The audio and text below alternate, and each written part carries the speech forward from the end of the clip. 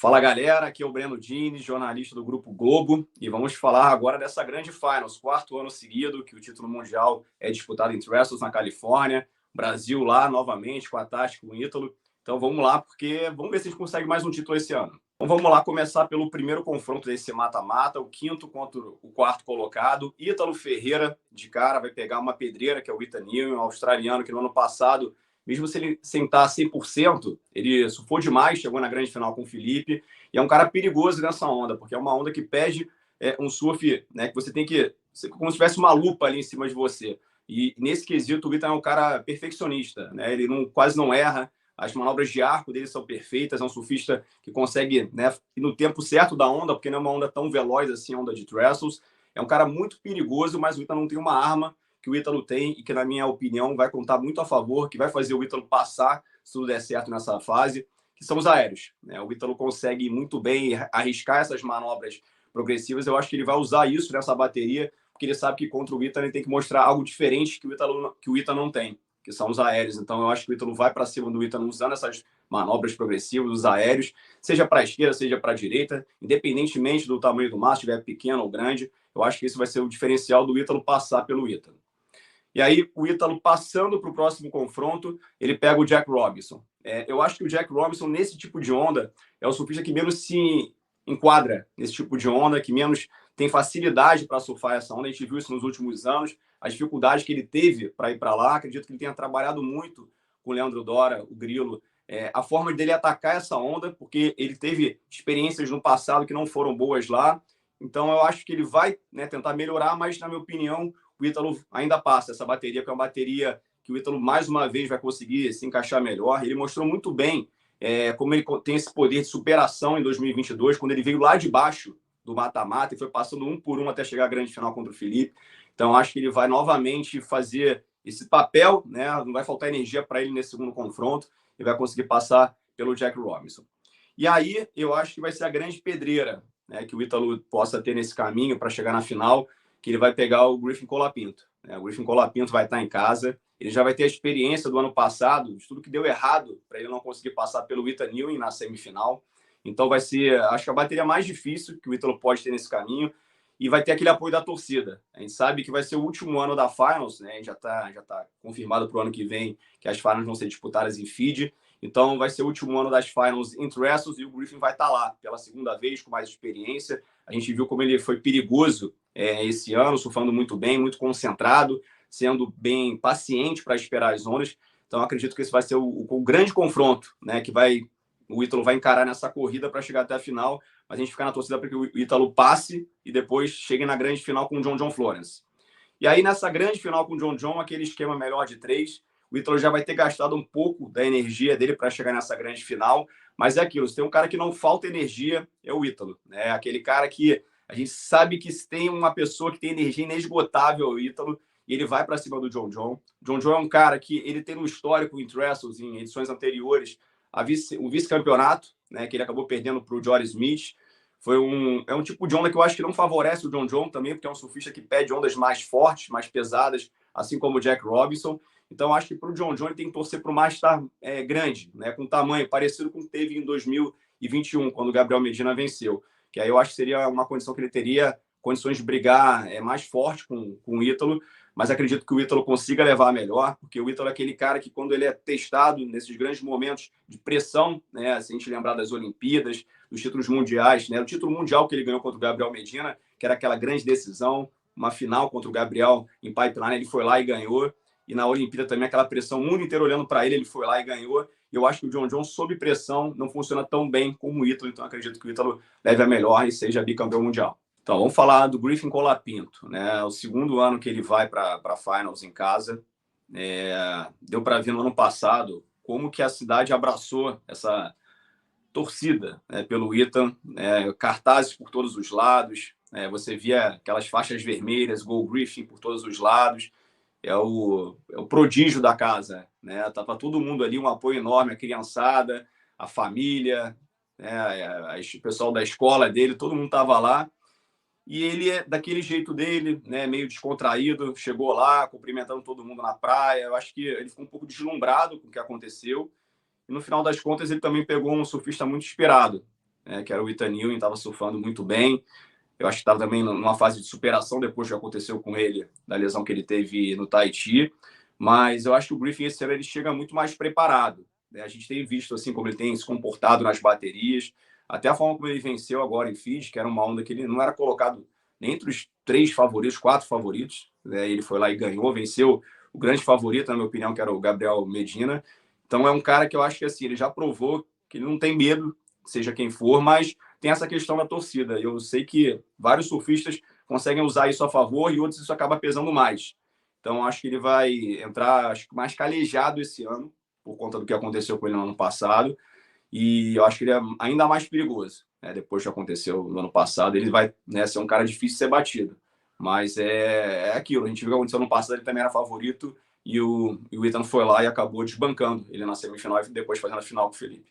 Então, vamos falar agora do John Florence, né? Assim, por incrível que pareça, vai ser a primeira finals, né, de um bicampeão mundial, né? Nos últimos 3 anos que a gente teve esse formato, ele não conseguiu chegar lá. A gente sabe que o John teve que lidar com inúmeras lesões desde o último título mundial dele em 2017. Ele começava muito bem o ano e aí depois tinha um problema de lesão. Então, vai ser a primeira vez do John nesse formato, que é um formato que a gente sabe que quem tem aquela frieza, quem consegue lidar bem com a pressão, se dá bem. E eu não sei se é o caso do John. Eu acho que o John, nos títulos mundiais, né, que ele já conquistou, a gente lembra o primeiro título foi, né, num cenário que ele ganhou por antecipação, o segundo título veio num cenário do Gabriel ter que ser eliminado, e acabou que aconteceu isso, o Gabriel perdeu e ele foi campeão em pipeline. Então, assim, ele nunca teve aquele grande teste que a gente pode assim falar. A gente já viu até ele nas Olimpíadas, quando é aquela pressão enorme em cima dele, ele não conseguia ir bem. Então, ele vai ter a vantagem, né, de estar na liderança. Ele teve um ano incrível, foram 4 finais, um título, surfando muito bem a onda de El Salvador, que é uma onda que todo mundo comparava muito, né, com a direita de Lower Trestles. Então, não é uma onda que a gente fale que seja a onda que o John seja um favorito, como a gente falaria se fosse em pipeline, em Teahupo, né, em lugares, ondas pesadas. Ele tem treinado muito lá, ele até depois das Olimpíadas foi direto para a Trestles treinar, testar equipamento. Então a gente vê como ele está focado nisso. Mas para ele vai ser uma grande novidade, né? A vantagem que ele tem é essa: a gente vai estar lá esperando, né, o adversário, vai estar descansado. Mas eu acho que vai pesar para o John essa questão de lidar com uma pressão enorme numa final. E dependendo do adversário dele, se for um cara que saiba usar isso a favor, como a gente já viu em várias situações, principalmente os brasileiros, que vão muito bem nessa situação de pressão.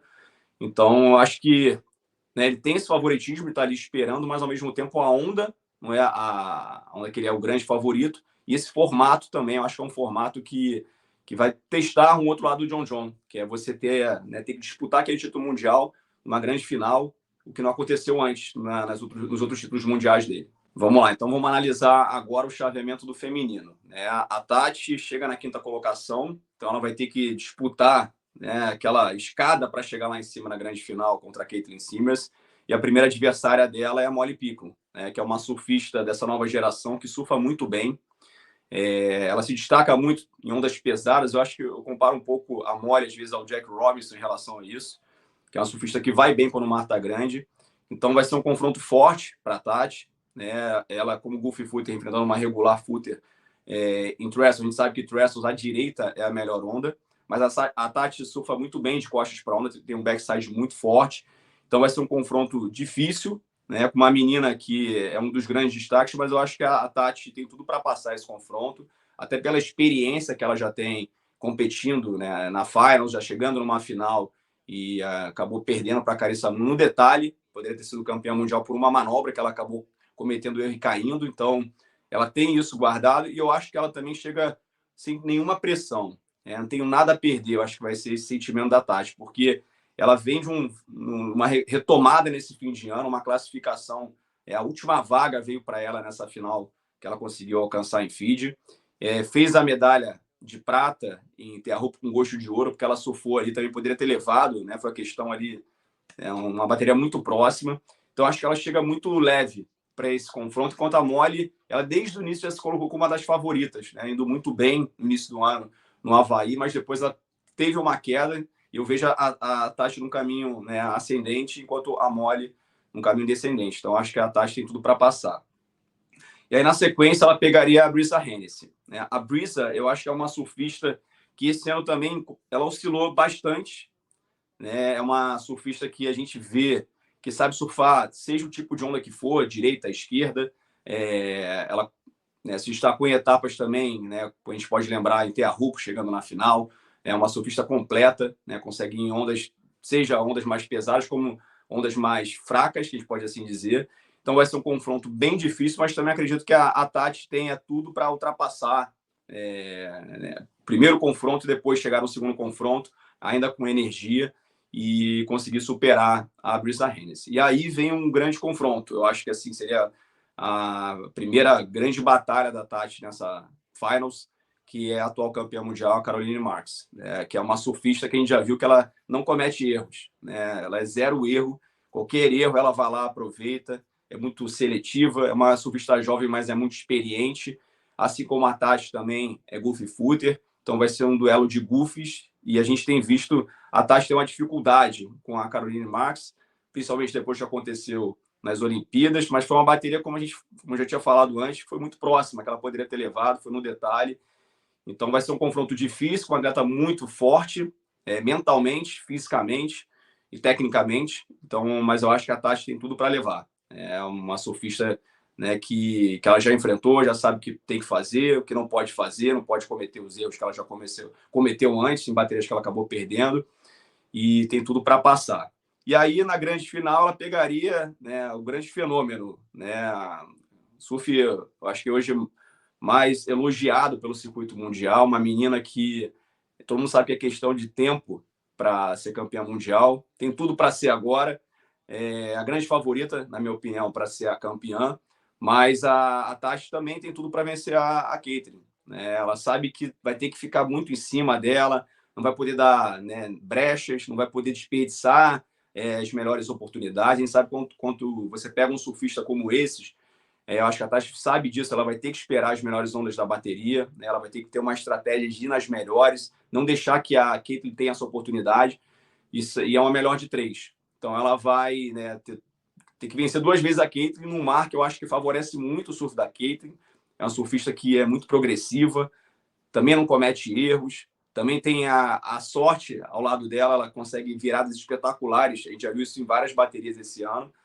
Vai ser um grande confronto. Eu acho que a Caitlyn teria favoritismo, mas a Tati faca entre os dentes, né? Ela vai para cima e seja a adversária que for, ela vai usar o que for preciso para conseguir conquistar esse primeiro título mundial feminino que o Brasil ainda não tem.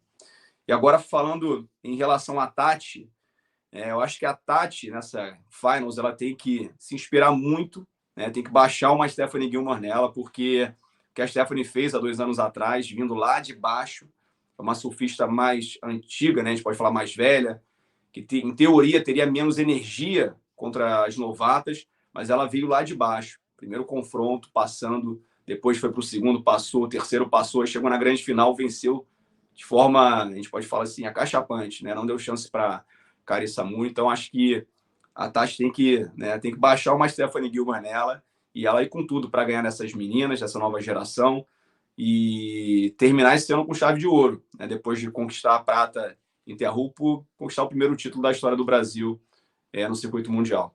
Então é isso, galera. Vamos lá. A partir do dia 6 de setembro começa a WSL Finals. A gente vai ter o Ítalo e a Tati lutando pelo título mundial esse ano. Pela primeira vez não vai ter um brasileiro na grande final, então o caminho vai ser ainda mais longo. Eles vão vir lá do primeiro mata-mata. Então acho que a torcida vai ser, né, mais importante do que nunca. As boas vibrações, a galera que vai estar lá na praia, né, a gente sabe que tem muito brasileiro lá em Trestles, mas também vai ter muita gente acompanhando aqui do Brasil. Então fiquem ligados no Sport TV, no Globoplay, a gente vai estar transmitindo tudo de lá. Então vai ser um dia longo, mas com a torcida de todos a gente pode chegar lá e conquistar mais um título e manter essa hegemonia do surf brasileiro.